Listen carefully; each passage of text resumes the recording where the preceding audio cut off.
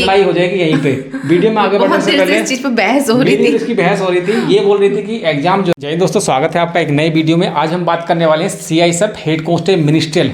ये बहुत ज़्यादा पंगे वाला टॉपिक हो गया क्योंकि यहाँ पर दो वैकेंसी एक साथ चल रही हैं। हाँ, 2019 वाली है, 2022 वाली। इसको 2019 में बता दो कितनी वैकेंसी है और 22 में कितनी है। 22 में है 540, 429, 19 तो में 429। अब इसके बारे में बात करने वाले हैं कि आपका जो रिटन एग्जाम है पहले किसका होगा, दूसरी चीज़ क्या, ये दोनों एक साथ होने वाले हैं, और आपकी डेट जो निकल के आ रही है इन एग्जाम की, हेड कांस्टेबल मिनिस्ट्रियल की जो एग्जाम डेट आ रही है वो कब आने वाली है, इसी किसी के बारे में हम बात करने वाले हैं। तो चलिए वीडियो शुरू करते हैं। क्या लगता है इसकी एग्जाम डेट क्या रहेगी? एग्जाम डेट मुझे लगता है दोनों का एग्जाम एक साथ रहेगा। भैया लड़ाई हो जाएगी यहीं पे। वीडियो में आगे बढ़ने से पहले इस चीज पे बहस हो रही थी। इसकी बहस हो रही थी। ये बोल रही थी कि एग्जाम जो है वो एक साथ होने वाला है, और मैं बोल रहा हूँ कि भाई एग्जाम डेट अभी तक मुझे लगता था कि नहीं अलग अलग होगा, लेकिन अब मुझे लगता है कि एक साथ होगा क्योंकि बहुत ज्यादा डिले होता जा रहा है। भाई मेरे को लगता है 2019 वाली या 2020 वाला जो एग्जाम है वो एक साथ नहीं होगा, और ये बोल रही है मैडम कि 2019 और 20 के हेड कांस्टेबल मिनिस्ट्रियल का जो एग्जाम है वो एक साथ होने वाला है। अब तू ये पहले मेरे को समझा दे लॉजिक, फिर मैं अपना लॉजिक दूंगा कि ये एक साथ क्यों नहीं होगा और कब होगा ये भी बताएंगे।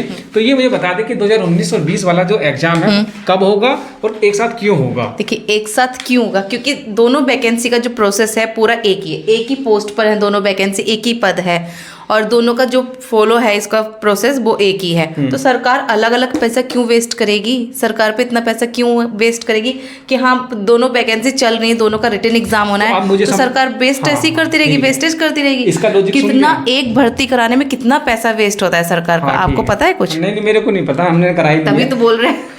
अब मेरा लॉजिक समझो, इसने बोला है कि भाई पैसा वेस्ट होगा और दोनों का बच्चों ने भरा होगा और उन्होंने निकाले।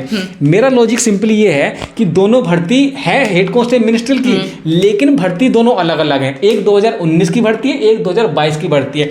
कोई भी भर्ती निकलती है उसका एक रूल बनता है, रिक्रूटमेंट रूल निकलता है कि भाई इसमें हम 168 सेंटीमीटर लेंगे, उसमें 165 सेंटीमीटर लेंगे। SSB हेड कांस्टेबल मिनिस्ट्रियल की जो वैकेंसी थी उसमें एक बार हमारे वाले टाइम में 800 मीटर रेस थी, उसके बाद हेड कांस्टेबल मिनिस्ट्रियल की 1600 मीटर रेस हो गई। मतलब उसके जो रूल थे वो चेंज हुए हैं। पहली बात तो ये। दूसरी बात ये कि अगर ये वाली भर्ती और ये वाली भर्ती दोनों एक साथ करा दी जाएं तो हाँ, पहले क्या मेरे हिसाब से पहले वाली भर्ती ये वाली कंप्लीट होगी, उसके बाद ये वाली कंप्लीट होगी। चक्कर कहाँ पड़ जाएगा, मान लीजिए आपने 2022 वाली जो भर्ती है वो कंप्लीट करा दी, उसके बाद ये वाली भर्ती कंप्लीट करा दी, ये वाले बच्चे ज्वाइनिंग करने चले गए, ठीक है। इन्होंने क्या करा, इन्होंने ज्वाइनिंग कर लिया। ये मान लो 15 अगस्त की है इनकी ज्वाइनिंग, और ये जो बच्चे हैं 2019 वाले ये 15 सितंबर की मान लो, एक महीने बाद की मान लो, एक महीने बाद की। अब सीनियर कौन हुए, सीनियर हुए ये 2022 वाले बच्चे, क्योंकि इनकी जो ज्वाइनिंग है वो पहले हो गई। तो यहाँ पर कोर्ट केस होने के बहुत ज्यादा चांसेस हैं। लेकिन कोर्ट केस तब होगा जब भर्ती ये लोग अलग अलग करेंगे। मैं तो ये बोल रही हूँ ना कि मतलब सरकार दोनों भर्तियों को एक साथ कंप्लीट करेगी। नहीं भाई, इसके रिक्रूटमेंट रूल अलग होंगे, इसके रिक्रूटमेंट रूल अलग होंगे, दोनों भर्ती अलग अलग पैरेलल चलेंगी। तो मेरे हिसाब से ये सही हो सकती है, मे बी मैं गलत हो सकता हूँ, लेकिन जो मेरा एक्सपीरियंस बोलता है कि दोनों का जो भर्ती है दोनों सेपरेट होंगी। लेकिन NDA वाली जो भर्ती हुई थी ना, NDA में एक भर्ती चली थी, उसमें दोनों भर्ती एक साथ करा दी थी, एक साथ करी थी। लेकिन मेरा यहाँ पर तो हो सकती है ना जब मेरे भाई CAPF है, ये CAPF और काफ़ी लेट हो जाता है। तो भाई इसके कमेंट्स बॉक्स में आप बताना कि आपको क्या लगता है कि ये सही है या मैं सही हूँ, क्योंकि बाद में पंगे आते हैं।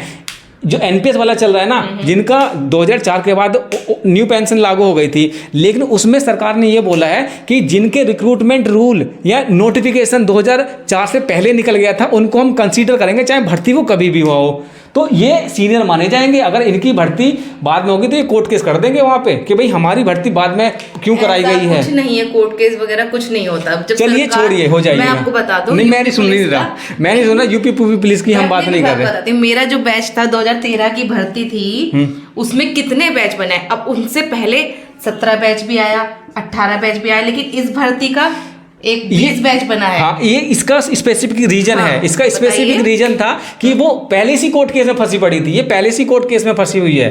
2013 वाली मेरा भी मेडिकल हुआ था, मैं भी पक्षधार था, ये कोर्ट केस में पहले से पड़ी हुई थी, समझे। तो बस ऐसे ही इसका हो जाएगा। कोई उनको जवाब देना पड़ेगा स्पेसिफिक। अब बात कर लेते हैं आपका भाई दोस्तों आज हम बात करने वाले हैं सीआईएसएफ एएसआई स्टेनो और हेड कांस्टेबल मिनिस्ट्रियल भर्ती 2023 के बारे में, जो कि निकल के आ रही है चक्षु पब्लिकेशन की तरफ से। इसमें आपको 2450 प्लस बहुविकल्प के प्रश्न मिलेंगे, साथ ही साथ आपको 20 प्रैक्टिस सेट इसमें देखने को मिलेंगे। नवीनतम पाठ्यक्रम पर यह आधारित है। अच्छी बुक ये सीआईएसएफ एएसआई स्टेनो और हेड कांस्टेबल मिनिस्ट्रियल की आपकी होने वाली है, तो इसको परचेस करना अगर आप भर्ती देखते हैं तो जरूरी हो जाता है। तो इस वीडियो का लिंक मैंने डिस्क्रिप्शन में दे रखा है, वहां से आप इसको परचेस सीधे कर सकते हैं। जो एग्जाम है वो कब होगा, देखिए अप्रैल में बात करें तो अप्रैल में चांस है आपके कितने, ये 20% चांस है कि आपके अप्रैल में एग्जाम हो। तो फिर होगा कब, मई में कितने चांस है, मई के लास्ट में आपके चांस है कि 50% एग्जाम होने के चांसेस हैं।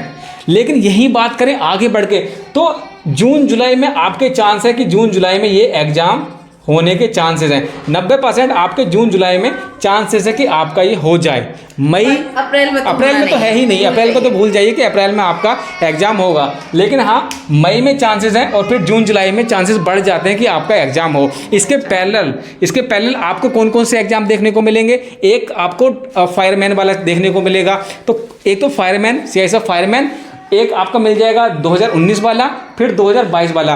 तो 22 वाला का तो सबसे लास्ट में होगा और उसके बाद पैरेलल चलेगी फायरमैन, फिर आपका 2019 सीआईएसएफ हेड कांस्टेबल मिनिस्ट्रियल, फिर जाके कहीं आपको 2022 का जो एग्जाम है वो देखने को मिलेगा। एक नोटिफिकेशन और निकला है सीआईएसएफ की तरफ से, आप यहाँ पर देख रहे होंगे। उन्होंने बोला है कि जब आपके पीएसटी हुए थे, जब आपका फिजिकल हुआ था, तो आप अपने डॉक्यूमेंट्स लेकर आए थे और वहाँ पर आपके माताजी पिताजी या कुछ मिस्टेक थी आपके जो डॉक्यूमेंट वेरिफिकेशन किए थे, क्योंकि 2 बार डॉक्यूमेंट वेरिफिकेशन होता है। एक जब आप ज्वाइनिंग पे जाएंगे उस टाइम चेक करते हैं, एक स्टार्टिंग में प्री आपके डॉक्यूमेंट वेरिफिकेशन हो जाते हैं जब आप फिजिकल के लिए जाते हैं। तो फिजिकल के टाइम पे आपके माताजी पिताजी या डेट ऑफ बर्थ आप पढ़ लेना यहाँ पे क्या लिखा है, तो उसके कुछ चेंज थी, मिसमैच था, तो उनको वो लेटर दिया है कि आप करेक्ट करा लीजिए और सबमिट कर दीजिएगा, जिससे कि जब रिटन एग्जाम हो तो वहाँ पर बैठने में कोई दिक्कत ना हो, आपको कल को परेशानी ना आए। तो ये अपडेट जरूरी था, बताना आपको जरूरी था कि इस भर्ती को लेकर क्या कुछ चल रहा है। तो मैंने आपको अपडेट दे दी है, उसी हिसाब से अपनी तैयारी करते रहिएगा। आप देख लीजिए आपको किस तरह से तैयारी करनी है, क्योंकि तैयारी ही एक माध्यम है आपको सफलता के में आगे बढ़ाने के लिए। तो इस वीडियो में इतना ही, अगले वीडियो में मिलते हैं, तब तक के लिए